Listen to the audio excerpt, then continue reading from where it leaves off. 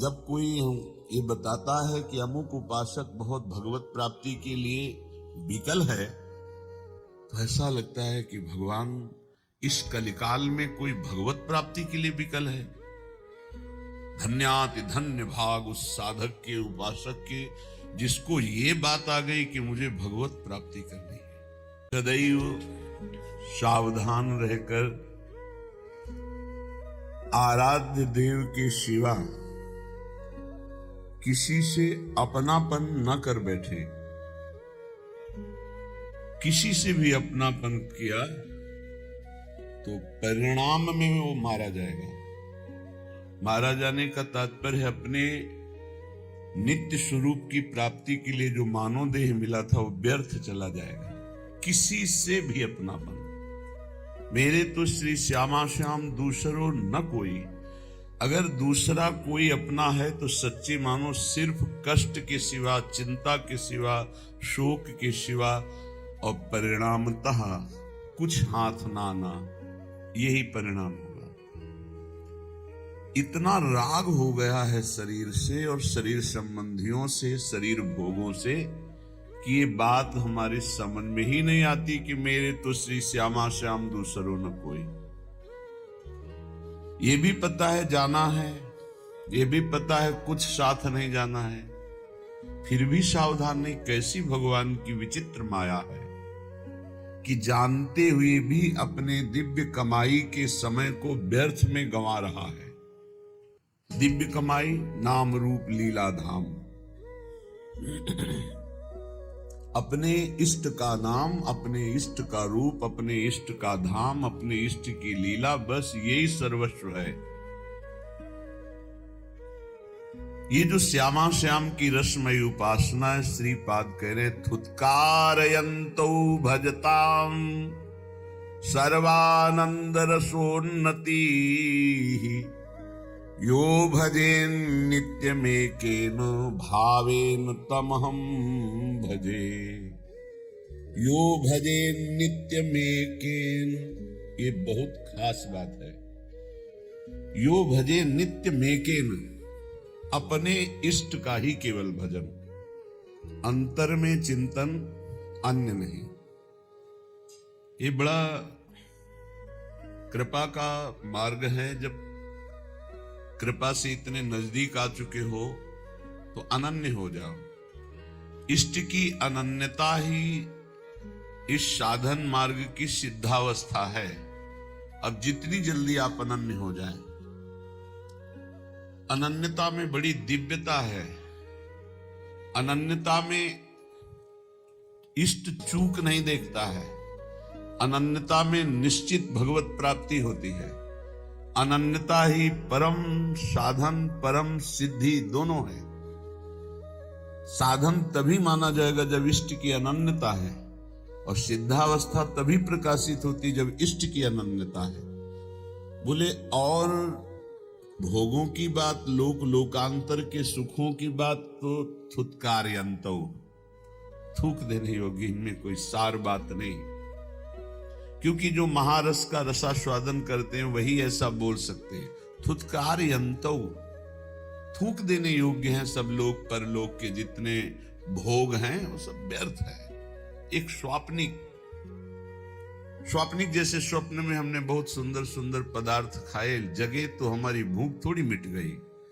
ऐसे ही भोगते हुए कितना समय व्यतीत हो गया, पर क्या हमारी भूख मिटी क्या? इसका मतलब स्वाप्निक है, साफ स्वाप्निक है। ये भगवान शंकर कह रहे हैं, उमा कहूं मैं अनुभव अपना, सत हरि भजन जगत सब सपना। सपना स्वाप्निक। इसलिए थुत्कारयन्तौ, जिन तुम भोगों में अपने दिव्य समय को नष्ट कर रहे हो, महापुरुषों ने जब भगवदानंद की अनुभूति की तो उनको ऐसा लगा कि लोक लोकांतर के सारे सुख थूक देने योग्य हैं, कड़वे हैं, विषैले हैं।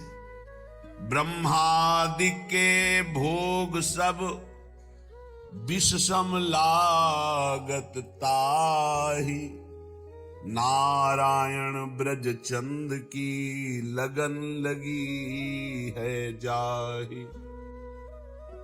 विरह कमंडल कर लिए बैरागी दो नैन, मांगत दरस मधु करी छके रहे दिन रे। नारायण स्वामी जी कह रहे हैं जिनको श्री कृष्ण मिलन की लगन लग गई, उनको ब्रह्मादि के भोग भी विष के समान लगते हैं। वो विरह रूपी कमंडल लिए वैरागी उनके नेत्र हैं, केवल दर्शन रूपी मधुकरी मांगते रहते हैं, रात दिन परमानंद में छके रहते हैं। जब कोई ये बताता है कि अमुक उपासक बहुत भगवत प्राप्ति के लिए विकल है, तो ऐसा लगता है कि भगवान इस कलिकाल में कोई भगवत प्राप्ति के लिए विकल है। धन्याति धन्य भाग उस साधक के, उपासक के, जिसको ये बात आ गई कि मुझे भगवत प्राप्ति करनी है। कैसे भगवत प्राप्ति? वो विकल है अंदर से। भगवत प्राप्ति की विकलता है अनेक जन्मों के साधनाओं का फल समझ लो, या गुरु, संत, भगवंत, शास्त्र सबकी एक साथ कृपा समझ लो। भगवत प्राप्ति की चाह हो जाना, जिसके अंदर प्रभु के मिलन की चाह हो जाती, तो मृत्यु लोक के या स्वर्ग लोक के सुखों की क्या, ब्रह्म लोक के भोगों को भी वो विष के समान देखता है। तो श्रीपाद करे थुतकारे अंतो, थूक देने योग्य है ये सब भोग। भजताम सर्वानंद रसोन्नति ही, भजनानंदियों की पराकाष्ठा है श्री प्रिया प्रीतम का भजन। भजनों में सबसे सर्वश्रेष्ठ नित्य विहार भजन है। समस्त रसिक महापुरुषों ने स्वीकार किया। श्यामा श्याम का आठों पहर दुलार करते हुए उनके चिंतन में डूबना, सेवा सुख चिंतन में डूबना, इससे बड़ा कोई भजन नहीं है। भजताम सर्वानंद रसोन्नति ही, सर्वानंद प्रदान करने वाला, उन्नति, पराकाष्ठा, नित्य नवम नवम महारस महामाधुर्य। कौन? बोले श्री प्रिया प्रीतम का, श्यामा श्याम का। इसलिए यो भजे नित्य में केन भावेन तम हम भजे, जो एक भाव से, कभी ये कभी ये कभी ये, तो अभ्यास का भजन हुआ। वो प्रेम का भजन एक ही का, एक ही का नाम, एक ही का रूप, एक ही की लीला, एक ही धाम, पूर्ण आसक्त चित्त श्यामा श्याम में। तो श्रीपाद कह रहे हैं मैं ऐसे भजनानंदियों का स्वयं भजन करता हूं, इनकी चरण वंदना करता हूं, इनका नाम स्मरण करता हूं, इनके रूप दर्शन की आकांक्षा, इनके चरणों की सेवा, ये संपूर्ण भजन जो हमारे प्रिया प्रीतम के अनन्य हो करके, अन्य सब भोग विलासता का त्याग करके, लोक लोकांतर की चाह का त्याग करके निरंतरता भजन में बनाए हुए हैं। मैं ऐसे प्रिया प्रीतम के प्रेमी भजनानंदी महापुरुषों को प्रणाम करता हूं, उनका स्मरण करता हूं, उनकी सेवा की चाह करता हूं। भज धातु सेवायाम। त्रिभंगी मुत्तुंगी कृतरस तरंगैर नव नवोन, मदानंगे नीलोज्वल घन निभांगे, दधदहो लसदोहो तंसी, मणिमय वतंसी ब्रजकुला, बलानि विस्रंसी, स्फुरत मम बंसी मुख हरि। अहो, अधरों पर वंशी विराजमान करके जो नित्य नवीन प्रेमोन्माद करने वाली मुरली है, उसे अपने अधरों पे विराजमान करके जब गान करते हैं तो चर अचर सब प्रेम से युक्त हो जाता है, चैतन्य समाधिस्थ हो जाते हैं और जड़ में चैतन्यता आ जाती, द्रवण होने लगता है। ऐसे मोर मुकुट धारण करने वाले, इंद्रनील मणि की कांति, मणिमय कुंडल धारण करने वाले और नवीन नवीन महान प्रेम स्वरूपा प्रेमी रसिकों के द्वारा जो भावदेह को प्राप्त है, उनसे घिरे हुए हैं और प्रेम क्रीड़ा परायण हैं, ऐसे ललित त्रिभंगी, त्रिभंगी मुत्तुंगी कृत रस तरंगैर नव नवोन्मादैर, जिनके श्रीअंग के दर्शन मात्र से नव नवायमान प्रेमोन्माद और माया काल जहां नहीं व्यापे, जहां रसिक सिर मोर, हमारे वृंदावन उर। छूट जात सत असत वासना, मन की दौरा दौर, भगवत रसिक बतायो श्री गुरु, अमल अलौकिक ठोर, हमारे वृंदावन उर और। श्री गुरुदेव भगवान की कृपा से प्राप्त नाम मंत्र उपासना के प्रभाव से हमारे हृदय में और वृंदावन जागृत हुआ है। और वृंदावन यहाँ निर्माण हो रहा है, यहाँ विनाश लीला भी दिखाई दे रही है, पालन लीला भी, अर्थात मायाकृत त्रिगुण का खेल यहाँ भी दिखाई दे रहा है।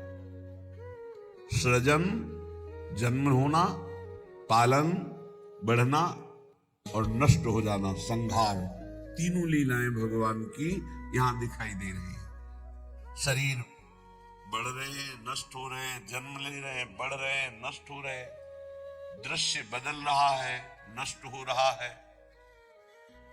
लेकिन जब गुरु प्रसाद से इसी धाम में उपासना परिपक्व होती तो हृदय में जो वृंदावन जागृत होता है, बोले पहली बात, इस त्रिगुण माया का प्रभाव प्रवेश नहीं करता, जो दिव्य वृंदावन हृदय में प्रकाशित होता है।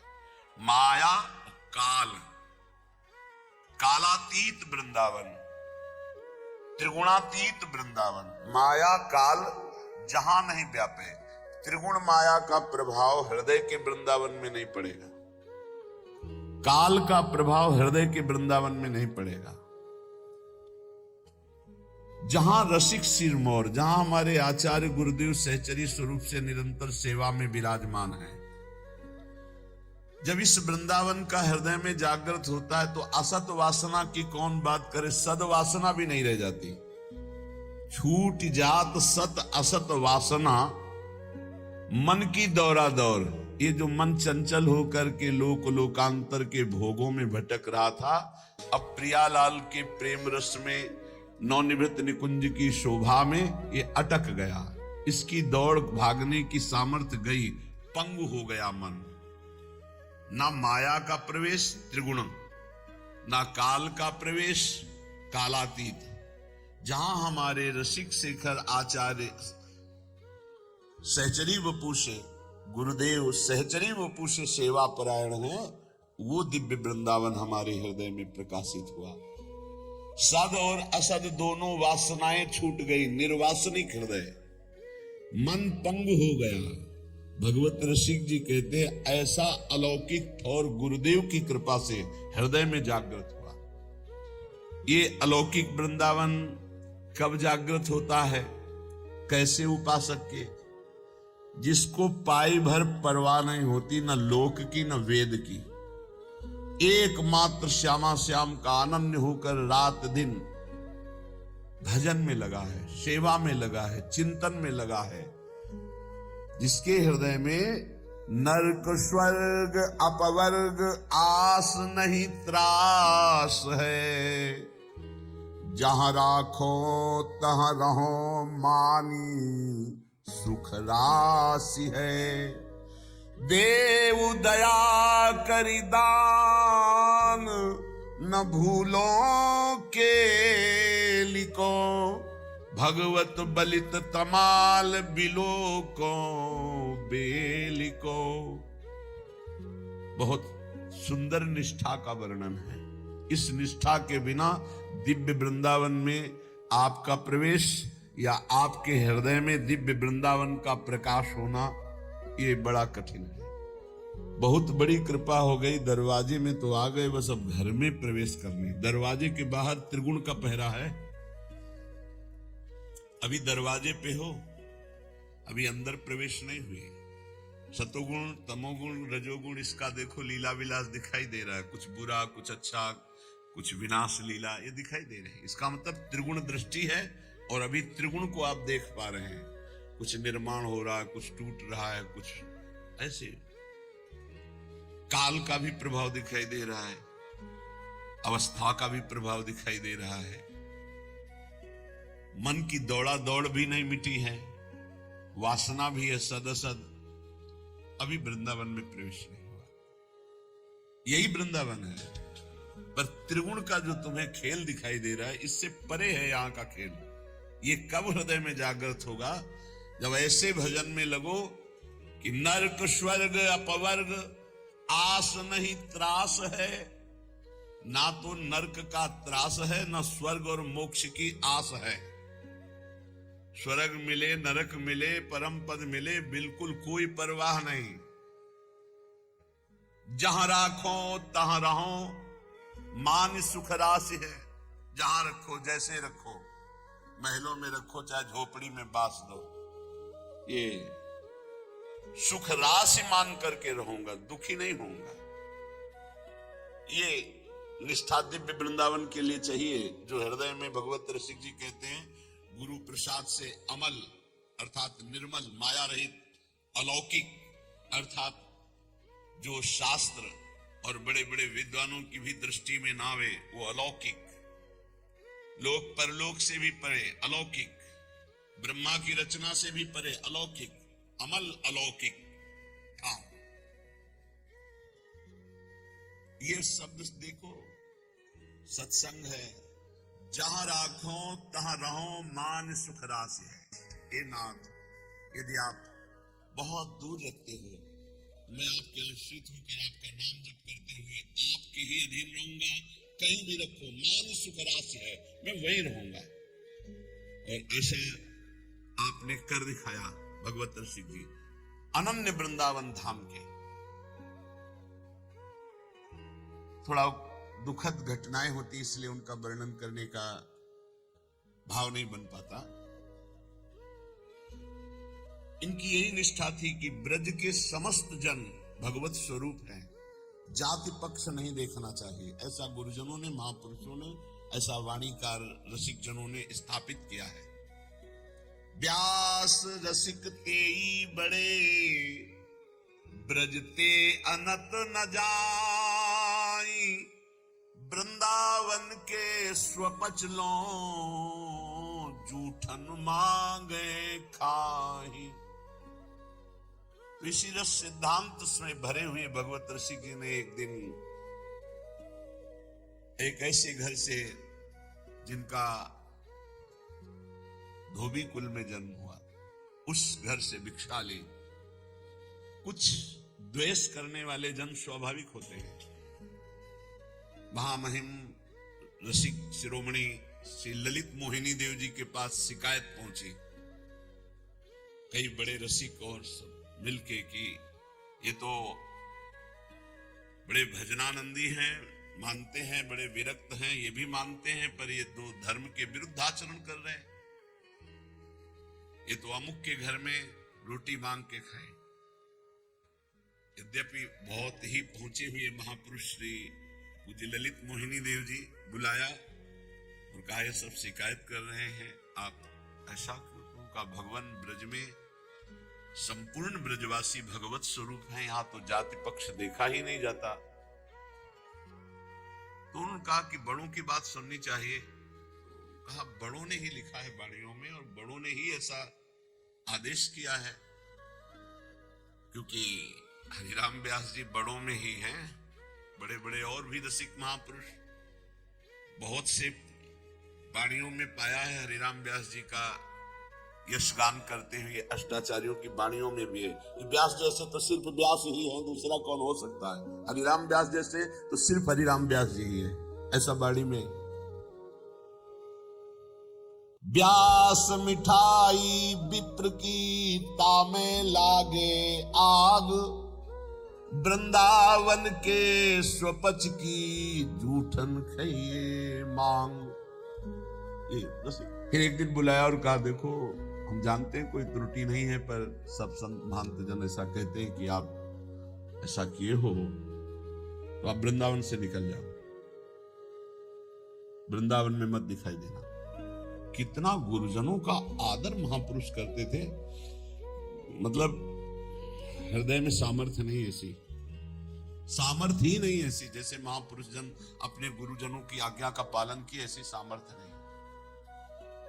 मतलब कितनी बड़ी बात है कि वृंदावन रस के परम रसिक, वृंदावन रजो सेवी, एक क्षण भी वृंदावन से बिलक जीने की हिम्मत नहीं ऐसे महापुरुष। गुरु जी ने कहा निकल जाओ वृंदावन से, वृंदावन में दिखाई मत, दर्शन मत देना। और भी विचित्र लीला हुई कि भगवत रसिक जी की वाणी को आदेश हुआ कि यमुना में विश्राम दे दो, प्रकाशित ही न हो। अब लीला गुरुजनों की, ऐसा क्यों कहा, वाणी जी के प्रति क्यों कहा? क्योंकि प्रमाणित होना चाहिए कि भगवत रसिक जी की वाणी ये सिद्ध वाणी है। यमुना जी में डुबोया तो ना एक कागज गीला हुआ, ना वाणी जी डूबी, ऊपर ऐसे ही यमुना जी ले विराजमान रहे। फिर वाणी सिद्ध वाणी, गुरुजनों की लीला में आंतरिक रहस्य रहता है, प्रगट में दिखाई देता है गुरुजन कैसा व्यवहार कर रहे हैं कि वाणी जी को डुबवा दिया, लेकिन गुरुजन ये प्रमाणित कर रहे हैं कि मेरे शिष्य भगवत रसिक की वाणी सिद्ध वाणी है। यमुना जी अपनी गोद में ले रही, एक बूंद जल किसी भी पन्ने में नहीं लगा, कोई भी वाणी किसी भी तरह से खंडित नहीं हुई, पूरी वाणी पुनः वापस हुई। भगवत रसिक जी ने श्री चरणों में प्रणाम किया और कहा कभी अब दोबारा दर्शन नहीं होंगे हमारे आपकी आज्ञा। अगर आपको हमारा यह वीडियो पसंद है तो कृपया वीडियो को लाइक करें, शेयर करें, कमेंट करें और हमारी चैनल को अवश्य सब्सक्राइब करें। जय श्री कृष्णा, राधे राधे।